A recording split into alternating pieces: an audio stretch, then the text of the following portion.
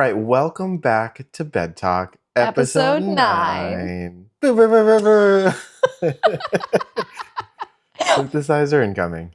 I'm picturing like a laser light show going off as you make that It's noise. fireworks in the background. Yeah. It's like almost to episode 10. Congratulations. Double digits, baby. But we have a lot to talk about today Okay. because a software update happened for your vehicle. Oh, I have been getting that update for like the last 2 weeks that says, please connect to Wi-Fi to update the software. And then you're like, Yes. I don't want to sit in the car for an hour while it downloads. I finally figured out what to do with your vehicle. What do you mean? Pretty much in the garage, I just put my phone on a hotspot and leave it in your car for like 3 hours. 3 hours is how long it takes to update? No. Oh. Whatever it took to download. Okay. So we have that to talk about. You're going to be driving your car at least for 3 days a week. Yeah, because I start school tomorrow. I'm going to ask you some questions about that, I think. Okay. And then we're going to talk about what's coming in the new autonomy platform and just what I think about the new update. The software update that happened over the weekend? Yeah, the one that happened over the weekend. Have you driven my car? Yes, the answer is yes. As I'm asking it, we were literally just in my car. Yeah, we were just in it. I was like, have you driven it since the software update? Yeah. This weekend was kind of a nice test drive of using it for you. That's true, because you've said with software updates that you would rather update them and drive it first. You kind of know what the deal is before passing it back over to me. Yeah, exactly. So I appreciate that. Thank you. You're welcome. So let's hear it. What's new? So what's the sitch? All right, let's go through a few of the features, and you let me know what you think about these features. Oh, don't worry, I will. Don't worry, I totally will. So, with the cameras, so for the autonomy platform, we've been upgraded a little bit. Ooh. So now Rivians are using their own custom cameras versus Mobileye, which is a company that car companies purchase the camera suite from so that they can do the self-driving. So it's funny because I was about to say, yes, I heard about this. And then I realized I heard about it from your YouTube video. Yes, you did. Thank you for listening and liking and commenting. You're welcome.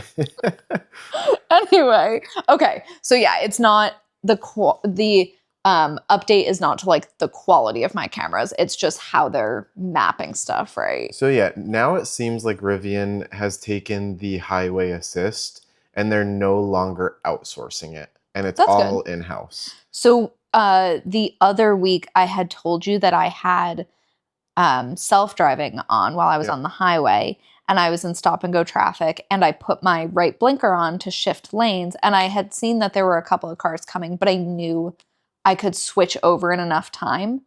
But one of the cars in the right lane wound up speeding up. And so typically if I had been not using self-driving, I would have just either speeded up myself and like zoomed into the other lane, or I would have stopped and like not gone over. The car continued to like move incrementally over into the right lane. So I had to like autocorrect and keep it where it was. Is this going to impact that? Like, will it be able to spot it better? Because I think maybe that was the problem. Exactly. So that was on the old system. Okay. And now with the new one, you get improved detection and quicker reaction times to dynamic traffic conditions. There you go. That's what I'm looking for. Cut-ins, merges, and all that kind of stuff. And listen, Boston drivers, notoriously crazy. We say it every week. And it is much better. The time that I've tried it, so basically if I'm driving behind someone and my speed is set to 70, but they're only going 60, right? Yeah. So you're going 60 max. If I hit my blinker and it pulls into the next lane, you can tell immediately that your car speeds up. So that to get around them. And it matches like what your speed is. Oh, that's nice. So it feels much better, because that was a big gripe of mine, is that I just don't feel like when you did that auto lane change, it would speed up at all. It would just take forever. Agreed. It was a slow auto lane change, but a complaint that my sister had, and this might have been before an update that has already happened. A month or two ago, she was in the passenger seat, and she said the auto lane change felt abrupt and a little jerky. Much smoother, I was going to say, it's been a little smoother, I think, since then. And you're saying it's even smoother now. Yes, so much smoother. So awesome. basically the system reacting to anything that's dynamic seems to be better. Perfect. I love that. The thing that I really liked is that when you drive on, it's what, 95 or 93? I think it's 93. To get to school? Yeah, into Boston. I take 93. You know how they're doing construction and they're changing they're redoing the road. The lines. Yeah, so there's little sections where there's no lines. And it's only like, I don't know, like 20 feet. But it's enough for your car to be like, la-di-da, yeah, your car basically yells at you and it's like, take control of your car. Yeah. It doesn't do that anymore. It like stays in... Oh, that's nice. Yeah, stays in self-drive. So now that it's using Rivian's custom camera suite, it seems like we're going to be getting the non-mapped roads like being able to be used with the highway assist. Because you know how it kicks you out as you get closer into the city? Yeah. So I'm thinking because they just made this switch, they're going to hopefully quickly transition to the fact that we don't need to be on pre-mapped roads anymore. Kind of like how the Tesla was before. Yeah, I mean, I would still never use it on a non-highway. Correct. But you're just saying if perhaps they haven't gotten to a mapped area of a highway yet, I can continue to use it. Correct. Okay. Yeah, so it doesn't need to be pre-mapped. So like from here till the exit that you get off into the city. You're right, because it's once I hit the bridge on 93. Yes. So so I'm thinking that transition's going to happen relatively soon. Cool. I have no idea, but I'm hoping soon. Engineers at Rivian are working on this? Yeah. Engineers, software people. Cool. Yeah. Thanks, guys. And gals. So that's a really cool thing. But that also brings up the topic of when are they going to make it paid to play? Oh, Autonomy Plus. Yeah, Autonomy Plus. Because, right now we're kind of on borrowed time with having that for free. Because first they were going to start charging for it in 2025. Then they pushed it back because there wasn't really anything that was ready for it. But now that they're getting closer, it seems like we are also getting closer to having to pay for those types of features.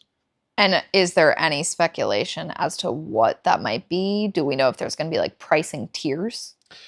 No, I haven't heard anything. I assume it's kind of similar to how Tesla started rolling it out. So it may initially be like, you pay this one fee, you have it for the lifetime of the vehicle.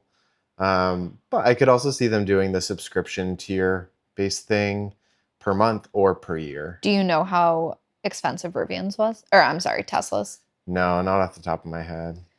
Interesting. Yeah, because we spoke a few, maybe more than a few, at the beginning of this podcasting journey. We talked about like, would I pay for an autonomy platform, right? And my answer was yes, if it comes with self-parking, specifically parallel parking. Yeah, I would love that. It would be really nice, and I do think I'd pay. I guess my question is,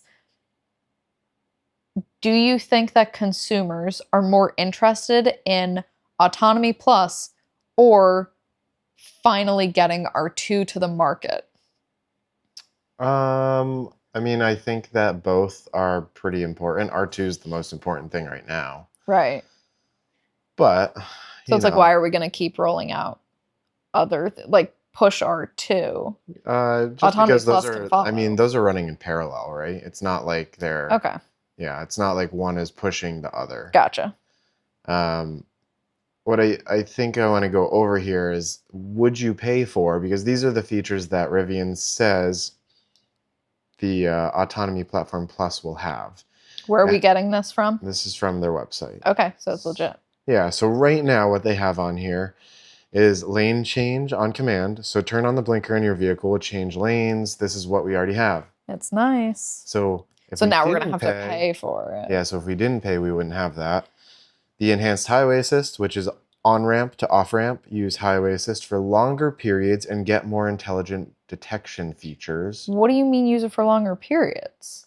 So I believe that this would be like, it would be able to get you on from the on-ramp. Right. And so you could start it earlier. So, got it. So then it would bring you to the actual off-ramp. Got it. So they just mean longer periods in terms of that specific drive. It's not like oh, I'm taking a cross-country road trip, and after driving for 6 hours straight, auto or self-drive turns off. That's not what we're talking here. Okay. No. Gotcha. Well, there's one more. Hold on. Well, okay. Because this one ties into that, which is Drive Comfort Assist, and it's intelligently adjust your speed and lane position based on traffic conditions or other cars around you.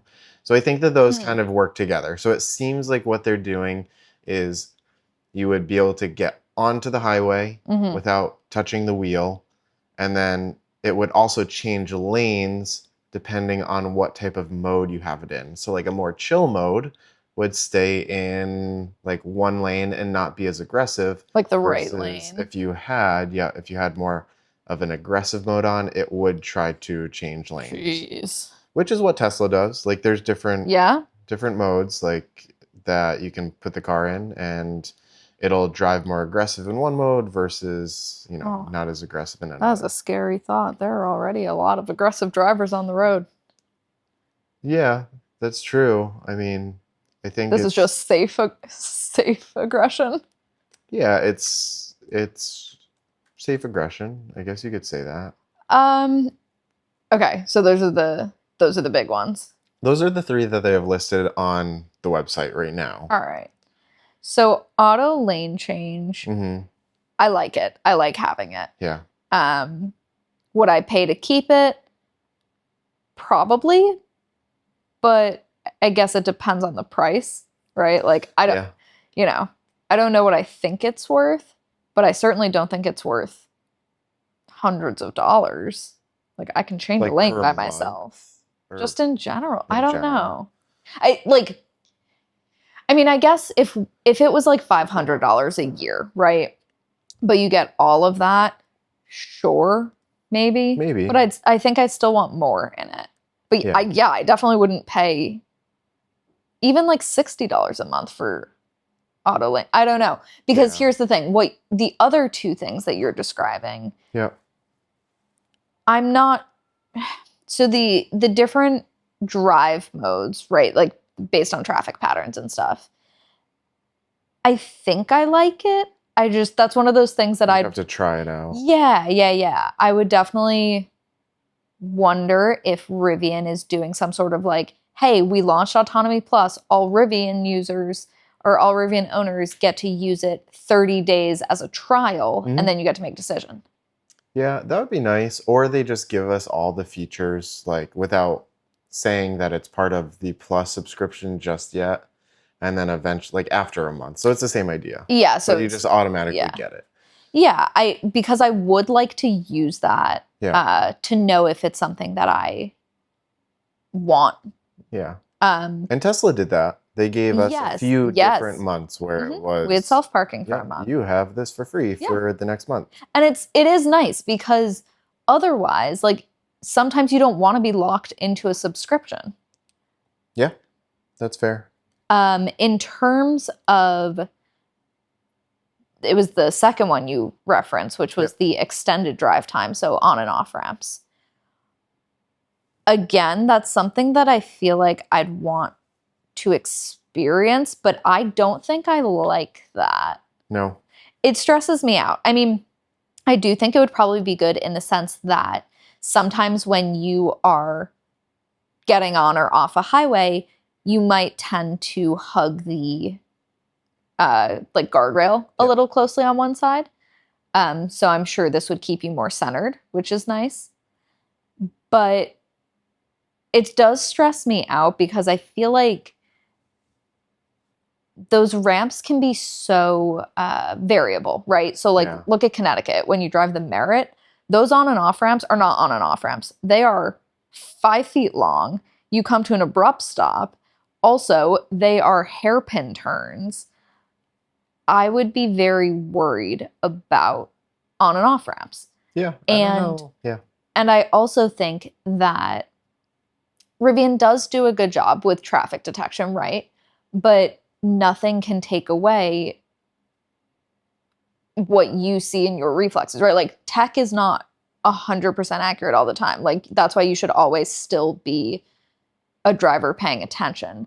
And so my concern would be if I was coming onto the highway, that like if somebody merged into the lane as I was getting onto the highway, or if someone stopped short, like what's the reaction time like? Or if I'm getting off the highway and it seems to be a clear exit ramp and then there's a lot of cars stopped at the bottom, it's like, okay, what's our reaction time? Yeah. And you know, like how you take an exit ramp and they say, take it at 25 miles an hour.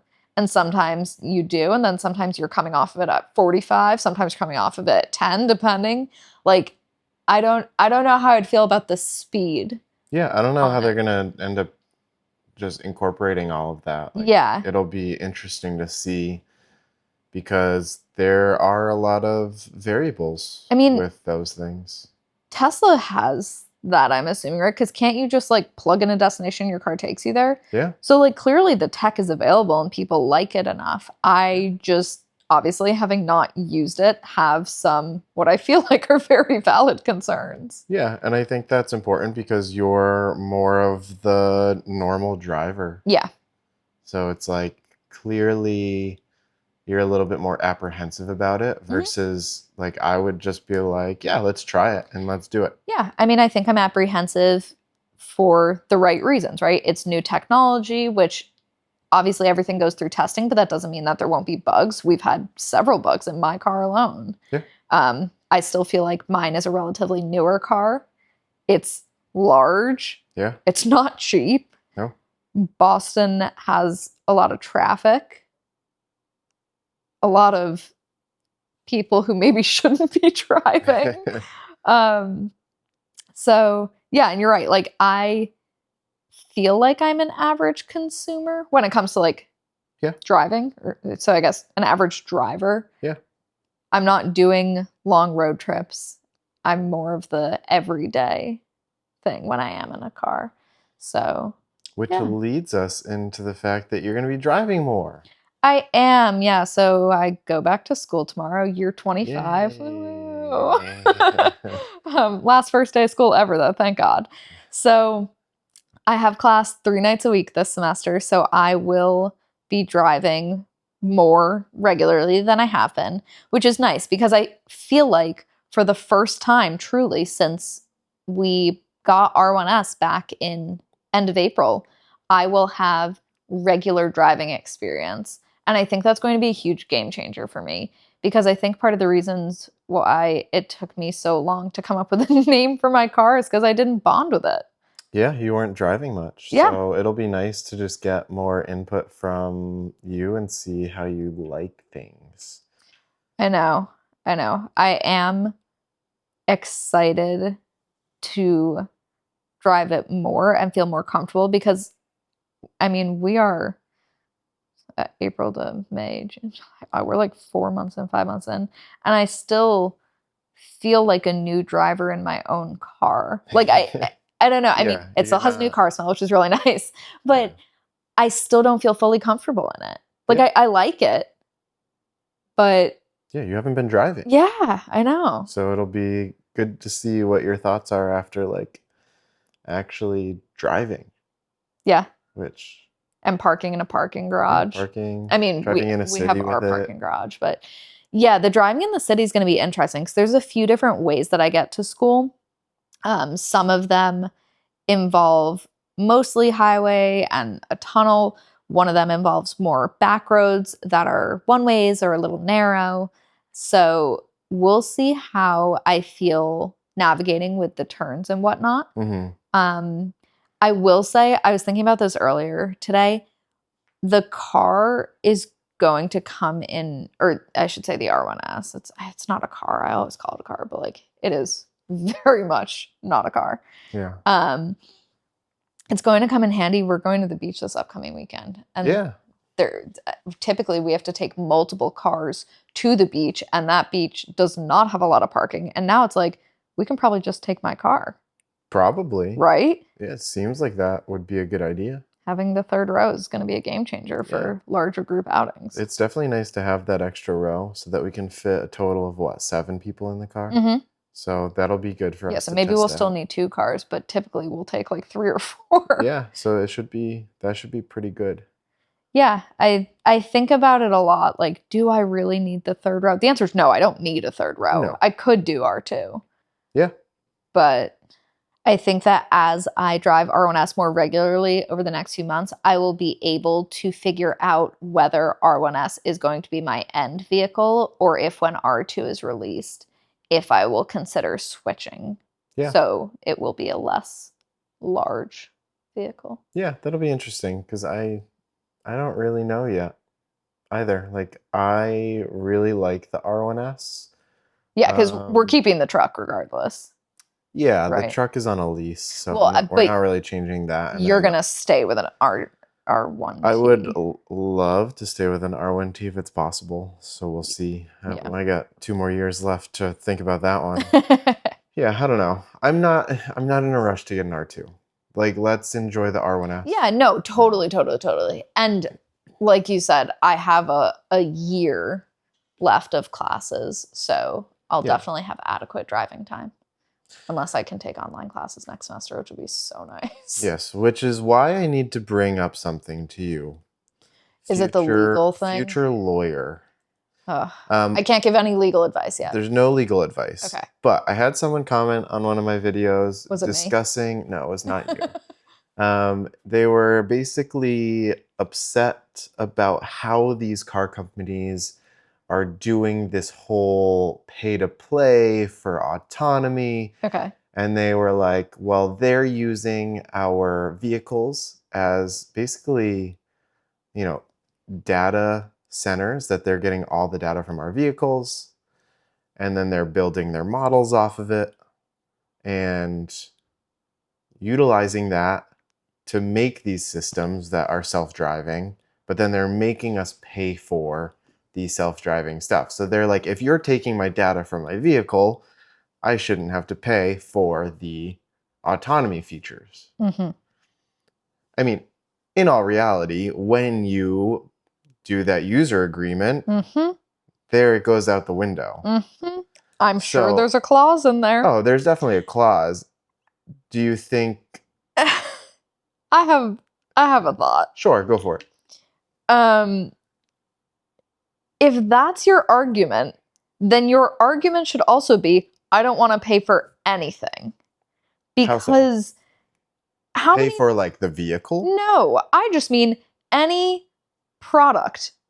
Because how many times do you mention something and then all of a sudden Hulu has an ad for it? Well, they also brought that up. They were like, they basically said that like, oh, well, we don't get paid for these other things too, and it's ridiculous. Okay, well then stop being a consumer. Yeah, I guess you just can't use anything.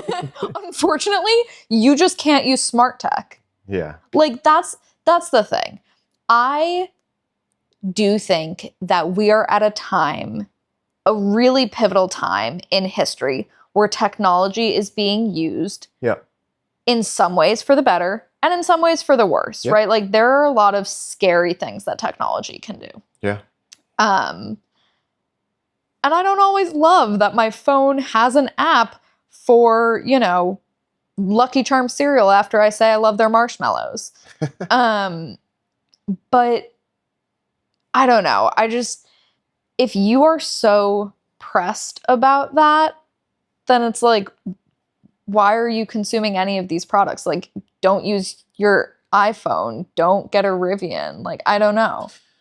Yeah. Like, buy a 1986 Chevy Camaro. Like, at this stage in the game, like, if you're buying something that is connected to the internet, like, it's, they're pulling feedback from everywhere all the time. Which is, like, the only way that they're going to progress self-driving. Yeah. So I'm totally fine with it. I mean, Same.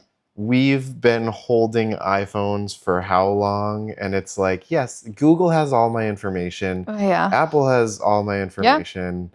Yeah. My vehicle, look, Tesla, it's like... Apple Health. Like, it has so much information. And also, I just think that at this point, I mean, how else are they going to get that data? Focus groups? Yeah, I think the bigger point is that like people are like, well, then they're selling our information, which is the frustrating part. So that obviously is a huge concern. And I know that there have been companies that have sold data. Yeah. I think this just goes to being an informed consumer, right? Like, I don't think Rivian has any malintent. Yeah. Which is where I would say you could find a claim with other companies, perhaps. But I'm sure there is a clause in the user agreement that we signed that talks about their ability to collect our data. Yep. And maybe there are certain data sets that you can limit. Yeah. I don't know. No. I mean, I know that there's stuff on the iPhone where you can be like, don't share this with companies. Yeah, with this app or whatever. Yeah, exactly. I mean, whenever Microsoft Word crashes on my Mac, it's like, do you want to send this to Apple? And I'm like, yeah, figure out why it crashed. Why did Deal this with crash? this. So yeah. I don't know. I don't think that Rivian is taking your car's information. No, it's not nefarious. Telling telling these companies like they're probably going to be here at this time. You should find them. Yeah, I mean, I don't know. Listen, as a private investigator, I will say that like we don't do anything shady with data, right? Like I'm not friending people on Facebook. I don't hack into phone records. Like everything we do is publicly accessible information. Yeah. So like this type of data is not, well, if you look for anything hard enough, I'm sure it's there. But like, I don't think that Rivian is turning around selling our data. I genuinely think, especially as a new company, that they are using this to better it for us, the consumer. Yeah, the data is in a closed system. It's not, that to feed the computer in order to understand what driving needs to be like for self-driving. Yes.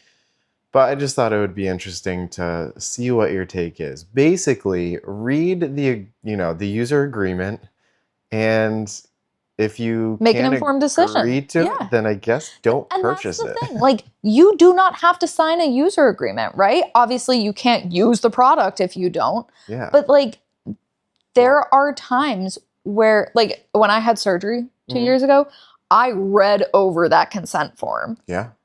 Like, there are times where you can just say, whatever, I'm not going to read all the terms and conditions. It's 500 pages. We're not doing it.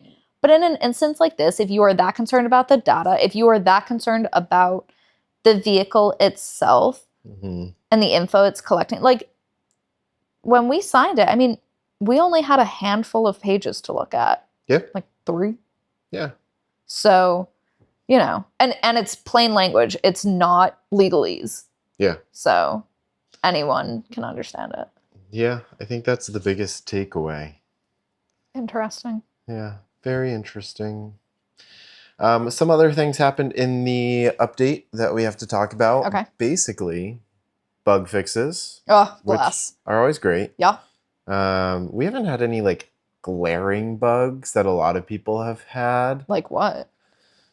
Well, some people have been still dealing with the mirrors as far as they're getting stuck.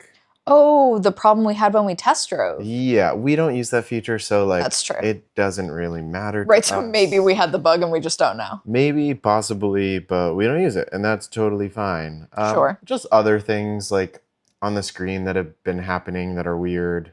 I can't think of anything, to say. The biggest thing that a lot of people were dealing with was a lot of lag in the UI. So that has been improved as far as the screen responsiveness goes. But really, we didn't have that issue in either of our vehicles, really. Oh, so I streamed YouTube the other day. You did? Yeah. So I was doing some last minute studying. By last minute, I mean studying for the first time for an exam that I should have studied for. And so I was in the car by myself, and I was like, where is the YouTube app? Oh, God. And I knew you were asleep, so I was like, I can't call you to be like, Michael, where's the YouTube app in my car? And so then I Googled it, and they were like, there is no YouTube app. And I was like, what do you mean? So maybe that was just the Tesla. But wait, did you figure it out?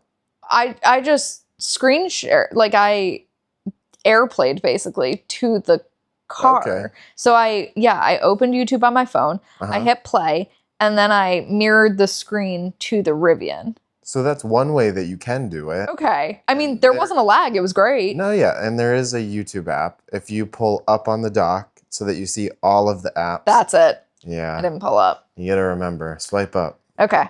All right. And then you see your entertainment. Because, yeah, I was like, I know we can watch stuff, and I don't remember having to, like, share play. You're learning. Am I learning? Clearly not. Do you think a lot of people forget that you can swipe up? Yes, clearly. I guess so. Because realistically, how often are people like watching Netflix in the car? Yeah. Right? I guess I don't know. Well, of course you know about it. Well, yeah, but I mean, like people with kids probably know. It's probably their favorite thing. That's just anything with tech. Like, I just feel like, yeah, like you just do these things to show more and more, and you're just used to doing it that way. I think my thing is also like you do so much research into this. Yeah. I only, with this tech specifically, like I only looked it up because I needed to use it. Yeah. So I don't know.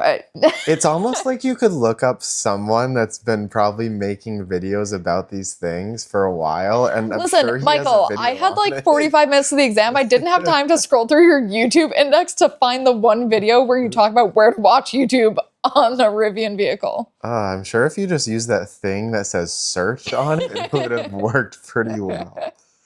Google worked just as well. Oh boy, we have a long way to go with you. Okay, so anyway, improved fix to UI lag. Got it. Yes, Noted. user interface lag. Okay. And then the only other thing that really they upgraded was enhanced steering calibrations for sport and off-road drive. Oh, which we don't use. Which, like, I mean, I use sport every once in a while, but when? You probably wouldn't. No.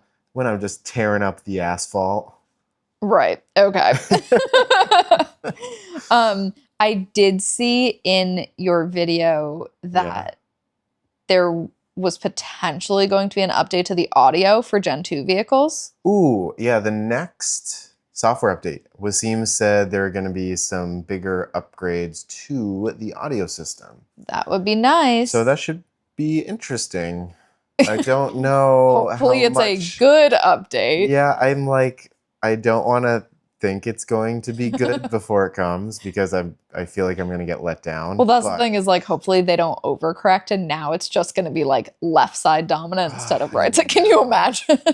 Yeah, they need to, that is the one thing I don't want anyone to ask about when they, are asking about the Rivian. Like, just don't ask how the audio is because then I have to tell you that it's not great. I know. That's the thing is like, we love Rivian as a company, but we are not paid by Rivian. We're not sponsored by Rivian. So it's like we give honest feedback. And if you ask us about that audio, I'm not about to tell you it's the greatest thing I've ever heard. I'm going to tell you how it is because it's the thing that is lacking still. Yeah, it's true. And I'm not convinced that they can fix it through software. I really think it's a hardware issue. But time will tell. Yeah, I guess so. Did we talk about the Tosh.0? Well, he's not Tosh.0 anymore, but yeah, Daniel Tosh. Yeah, Daniel Tosh. No, we didn't talk about it, but we talked about it in the sense that when you posted your video, I wasn't home and I think I texted you and I was like, he did an interview with Tosh, like he's still around. Yeah, it was weird because it seemed like Daniel Tosh was the only person to bring up certain things, but like I guess he could do it because he's a comedian. I don't know. I genuinely, sorry, Daniel Tosh, I genuinely did not know he was still around. Me neither. I had no idea until this popped up. He just has a podcast? I think he just has a podcast now. Okay. But he had RJ on and he was able to get a few things out of him. So basically, RJ knows that the wireless charging mat is trash still. And he said that there's a third version coming. So, third time's the charm. Hopefully they can figure it out. Is that something that would need to be manually replaced? Yeah, like if you... could we take it into a service center? You could take it into a service center. Because right now, for the second version, if you have like a Gen 1, you could bring it in to get the second version. Don't do it. It's not worth it because it hasn't really been upgraded at all. Yeah.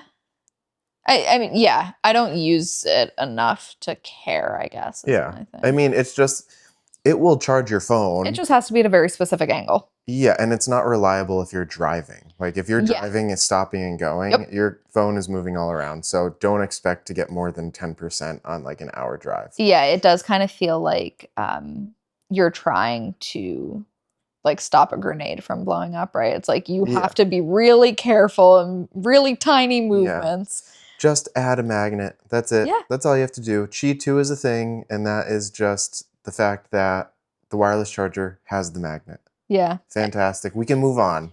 Yeah, I was going to say, I want it to charge faster too. Like if I have an hour drive, I don't want it to go up by 4%.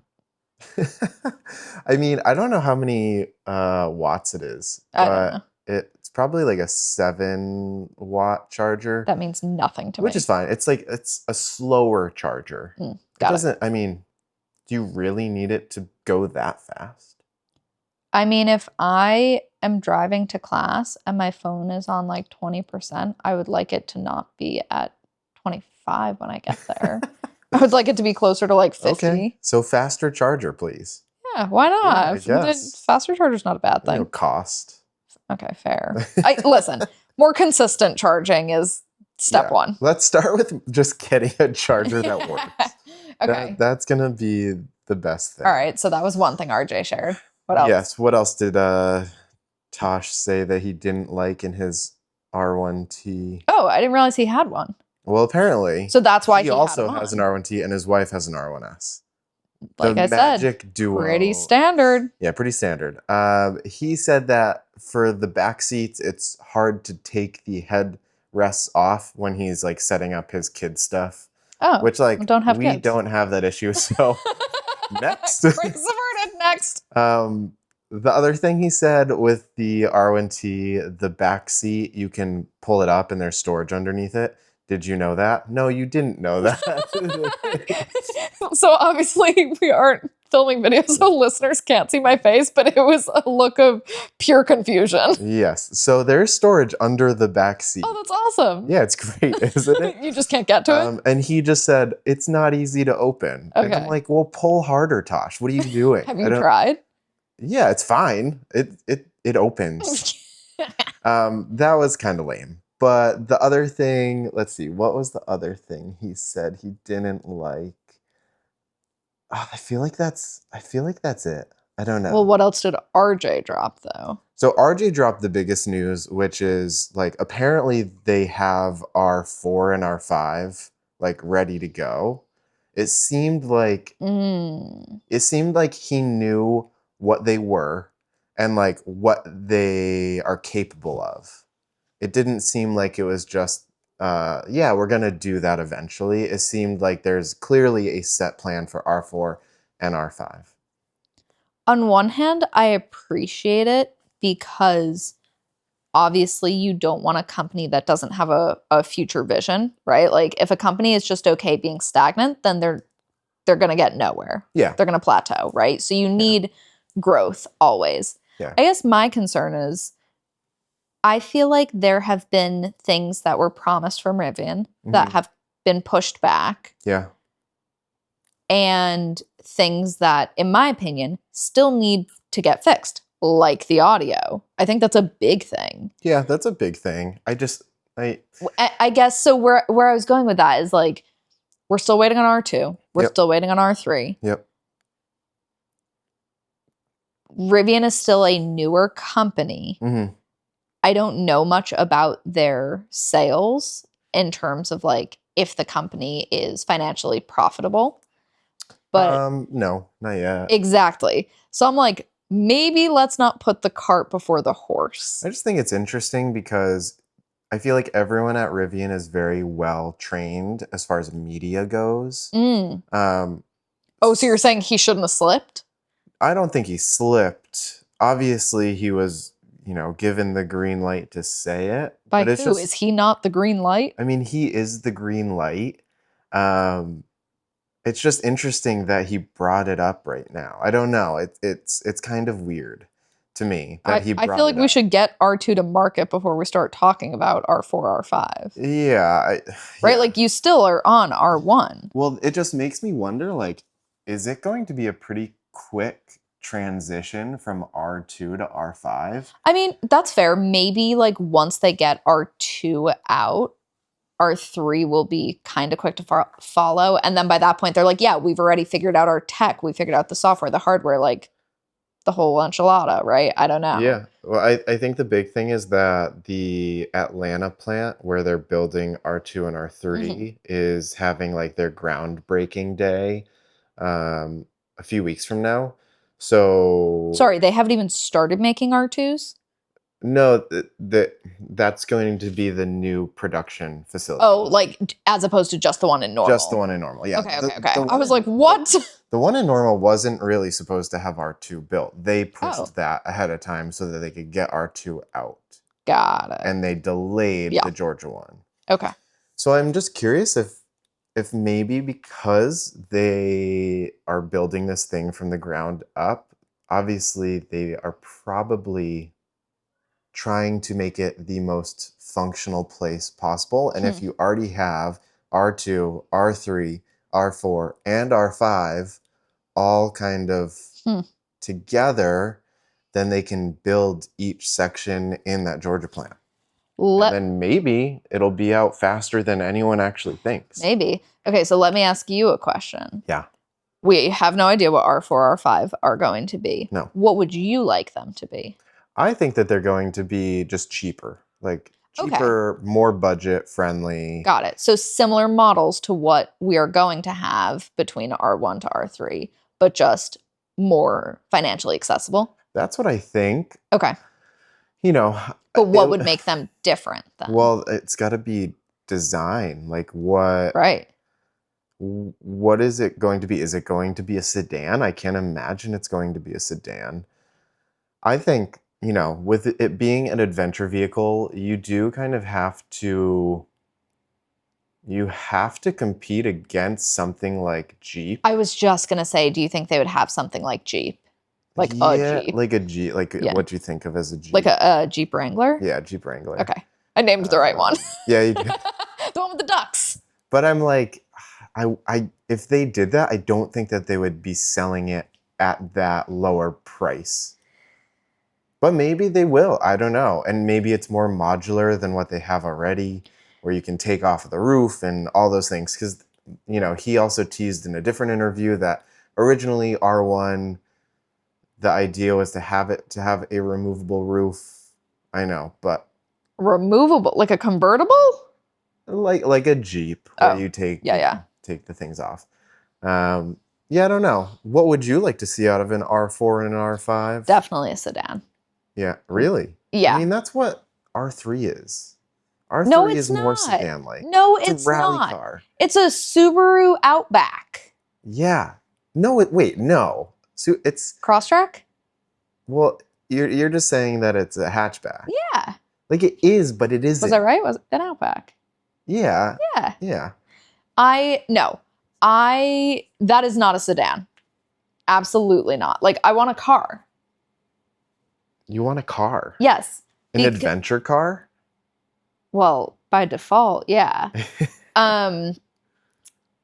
My struggle right now, truly, with R1S is just the fact that it is such a large vehicle. Like getting in and getting out? Is that a joke at my height or? No. Okay. No, just in terms of maneuverability. Okay. Yeah, getting in and out of spots and all that. Yeah. And I just think that an SUV is not a vehicle for everyone's everyday lifestyle. Yeah. A 3-row SUV. So you could say, okay, well then you definitely want R2, right? Because it's only going to be 2 rows. Yep. Is that true? Is that true? No. R2? Yeah. Just like 5 seats. Okay. Yeah. But again, like not everyone wants an SUV. People really like cars. Yeah, I guess you do kind of have to break into that market eventually. That's what I'm saying. Like, I think if Rivian really wants to be on the up and up, like having a truck, a large SUV, a mid-size SUV, which will be R2, and a sedan, a 4-door sedan, would be the move. Yeah, I mean, especially because I think a sedan could be priced much lower. Yeah, and that's what they originally started with when they created the company. Because listen, if I have a child, I'm not buying them an R1S to start driving on. I mean, to be fair, I'm not buying them any sort of new car. Okay, yeah. But no, that's but I feel like a sedan would be a better start. What about something that could just compete with, like, do you know what a Chevy Bolt looks like? Nope. No, okay, never mind. Try again. I can look one up. Hold on. No, it would make sense to have more of a sedan or a car. It's so... Ew. Ew. What is this car? Wait, why was Chevy Bolt discontinued? It's not. Well, it was, but now it's not. Outdated battery technology, costly recalls, GM's strategic shift towards a new Ultium battery platform. Anyways. I do not enjoy the look of this car. I actually am viscerally repulsed by this car. So sorry to anyone who has a Chevy Bolt. What do you mean? What is this? Oh my goodness. I'm keeping this in the podcast. Good. I'm creating enemies. What are these headlights? What is this? Yeah, it's a Bolt. It's the coolest car to have, okay? You don't actually believe that. No. No. I think it's a good starter car for people that are getting into EVs. Okay. Well, that I feel like is what you should have led with. But you should probably just get a Tesla. Well, you know. But yeah, a sedan, it would be a smart move for R4, R5. I just think that we're getting ahead of ourselves. That's what I'm saying. Too much. Maybe it's going to be a stretch limo. Yeah. Or a party bus. I think that's really all that came out of the Tosh interview. Well, I know they're not doing a motorcycle, right? Because Well, they are. I thought they weren't. Well, the company that was split off into the company called Also, like that's the ALSO? Yeah. Also is creating micromobility. So like e-bikes, anything that you would see in the city that's small. Yeah. But I'm talking like a Harley Davidson motorcycle. No, it would be an e-bike. Right, that's what I mean. Because when we were in Laguna, I'm pretty sure Brian was like, "No, we're not doing that." No, yeah, he told the person like that company was split off. Yeah, and hopefully we get something soon of that. I would love to see what they're doing. Not that I'm ever gonna buy it. I was gonna say, are you now gonna become a bike girly? No, I would like to buy a bicycle like that doesn't have a motor, because we don't have those and we haven't had one for a while. That's all I've got for this podcast. I feel like that was a lot. I didn't think we had that many updates in the last week, but here we are. We've had a lot of updates. Well, thanks, Rivian, for giving us stuff to talk about. Yeah, because there really wasn't that much in this week's news to really talk about. So I'm glad that we had a bunch in the podcast to chat about, because it's been, I don't know, since the last time we did a podcast, a lot of stuff has come out. Yeah. Awesome. Well, that was a word vomit. I don't even know what I just said. Sometimes I start a sentence and I don't even know where it's going to end. If you've made it this far in the podcast, thank you. Truly, thank you. Do you mean like in this far into the episode or this far into like both? Yeah, both. Well, we appreciate you. We promise things are going to get better and better. Yeah, maybe we'll have our act together by episode 10, aka next episode. Yeah, I think we will, because once you hit double digits, you're professionals. You get 10 times better. Thank you so much for getting back into bed with us this week. And remember, adventure is always out there.